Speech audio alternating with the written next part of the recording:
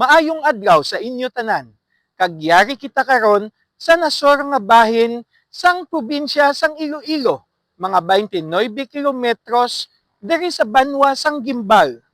Kabalo-bala kamo nga ang Gimbal antes pa nag-abot ang mga Katsira, isa na ka settlement nga kung sa diin ang mayor nga palangabuyan sang mga tawo diri amo ang pagpangisda kag agrikultura.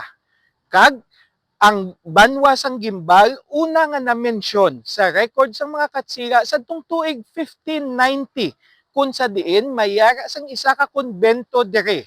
Kag sadto nga mga panahon sang mga 1700s ang Gimbal napaidalom bilang isa ka mission station o bisita sang banwa sang nasakpan sang banwa sang Uton kag Tigbawan. Hantod nga ini sadtong 1700s nangin permanente na nga parokya. Ang original nga patron sang sini nga simbahan amo si Nuestra Señora de la Consolacion. Apang sadtong tuig 1704 ini ginbaylohan na kag tubtub subong nagapabilin nga parokya sa idalom ni San Nicolas de Tolentino.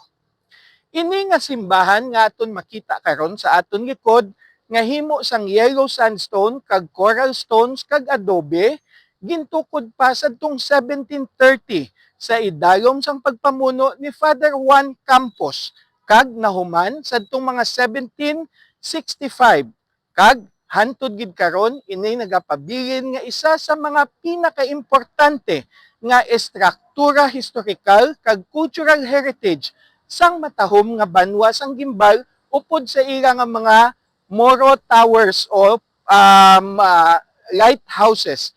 Katulad sang iban nga mga banwa pareho sang Miag-aw, sang Tigbawan, sang Uton, ini nga banwa nangin subject man sa mga Moro raid sadtong mga panahon sang mga Katsira sang mga 1700s. Gani nagtukod sila diri sang isa ka watchtower nga serbe bilang depensa para sa mga pumuluyo sang banwa sang Gimbal.